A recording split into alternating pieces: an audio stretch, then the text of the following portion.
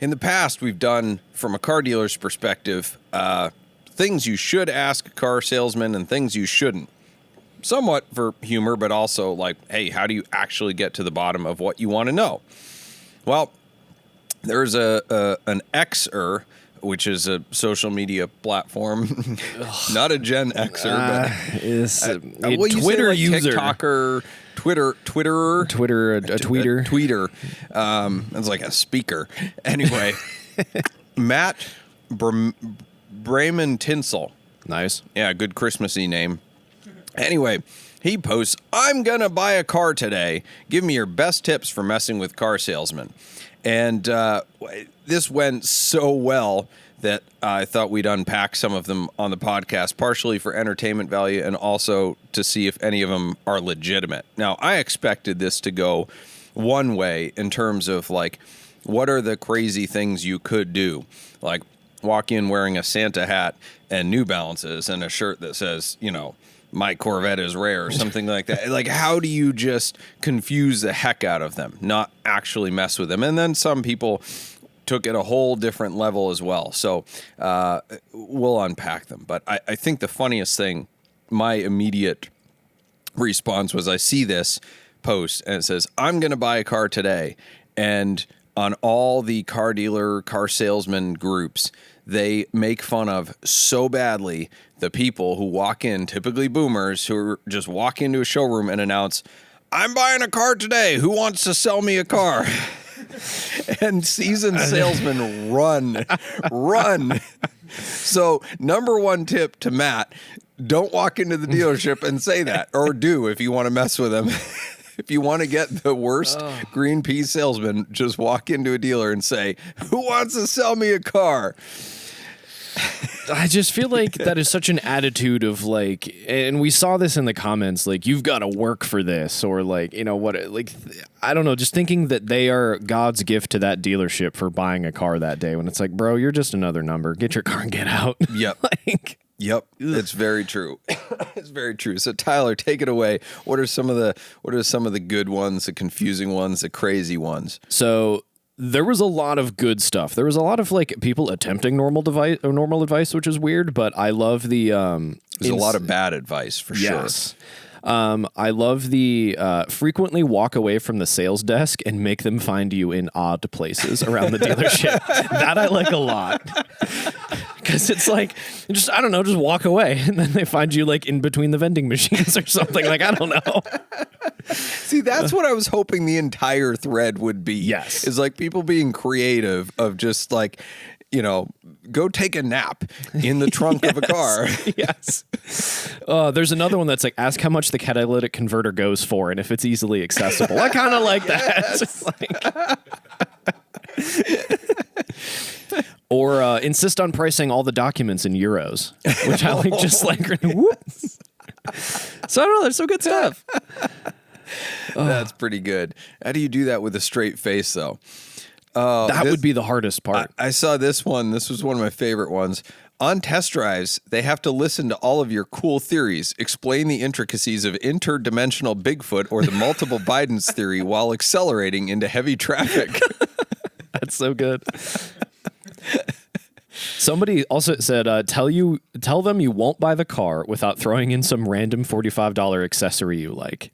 He said this person said they did it with their truck and it had the whole dealership involved trying to get the deal done. And it was like just over such a minute little thing. Something they had to order off of Amazon or something like that. Yeah, and it's like, this is not happening unless I could get this today.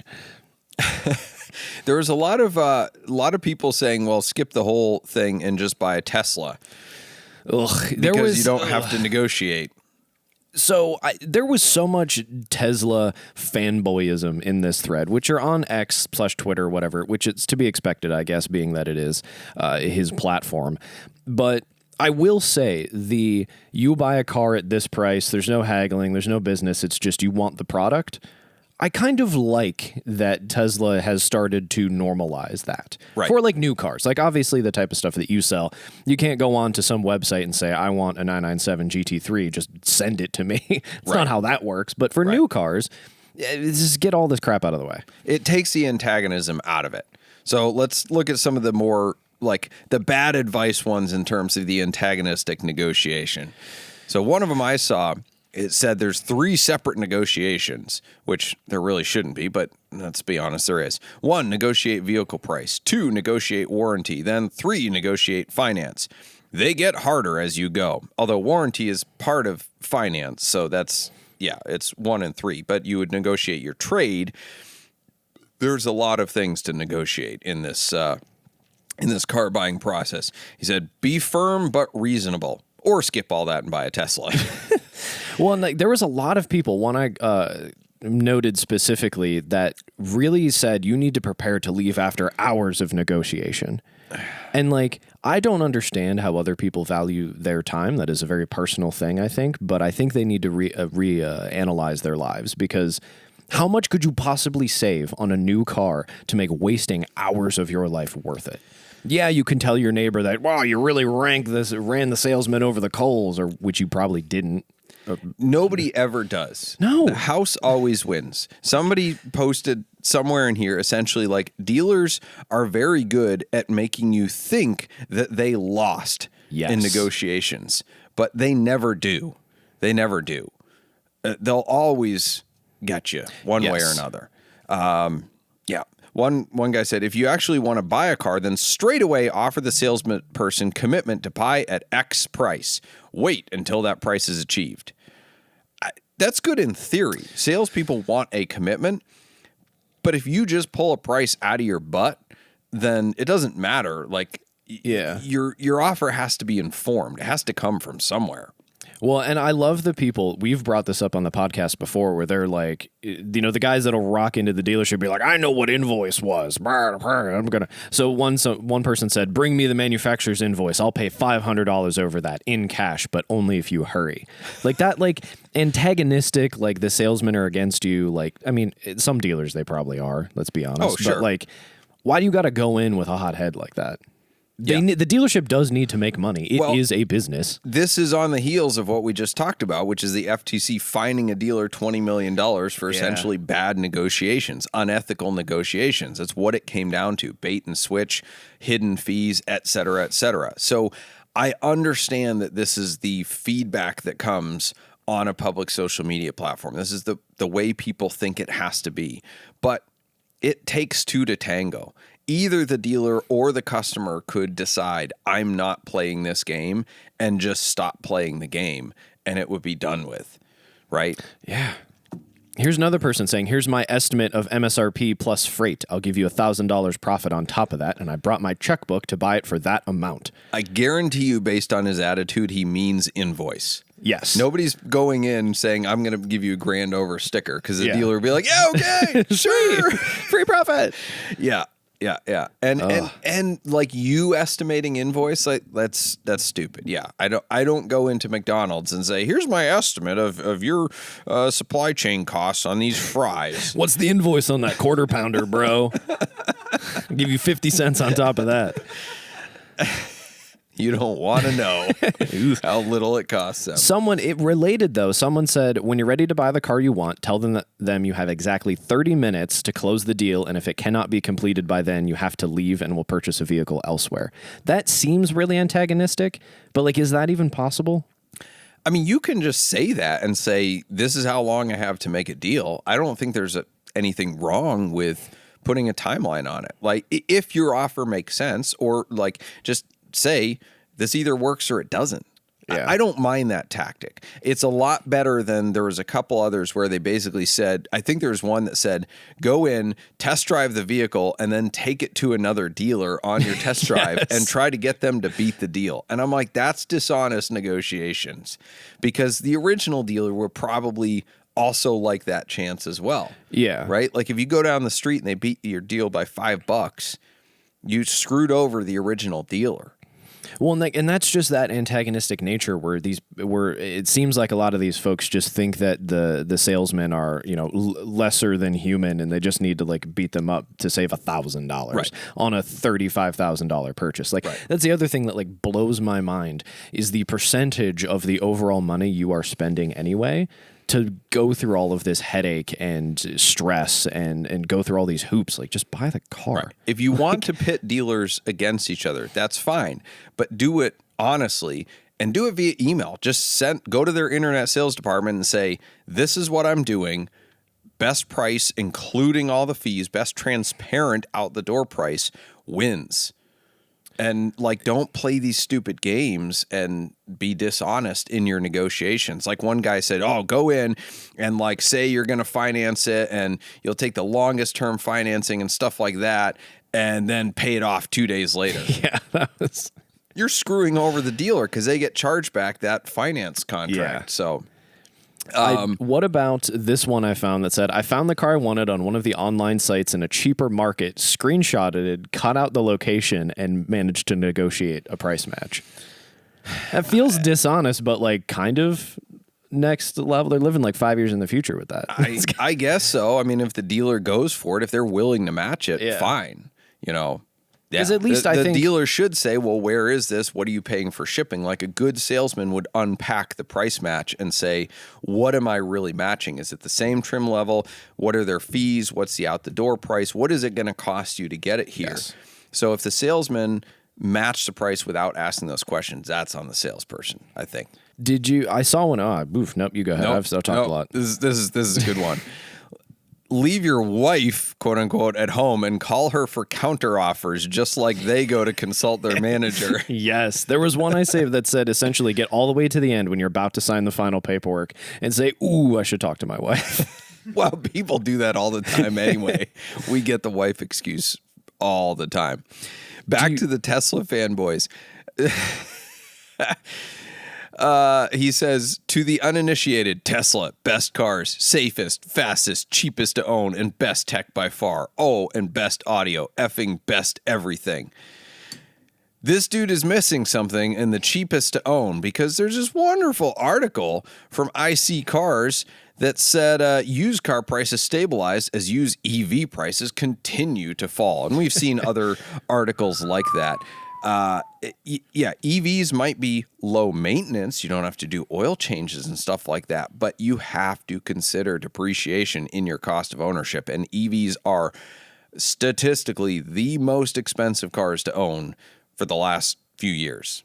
Well, I think by far. The folks forget, and now hopefully this is a small percentage of cars, or maybe further down the road when maybe more maintenance would be expected, like a larger maintenance bill for a typical ICE car. Yes, there are less things to maintain and things to do.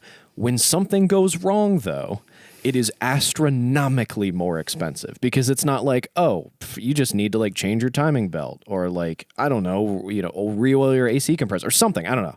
EVs still have AC compressors. If a motor goes out, it's like so expensive. God, like yes. People always forget that. Will it last 100,000 miles without a motor replacement? I think that's just modern cars in general, though. They're becoming more replace versus repair, and stuff is getting more expensive because there's more software. But anyway, let's move on to one of our favorite games, new games. This is the Guess the Car that goes with the license plate.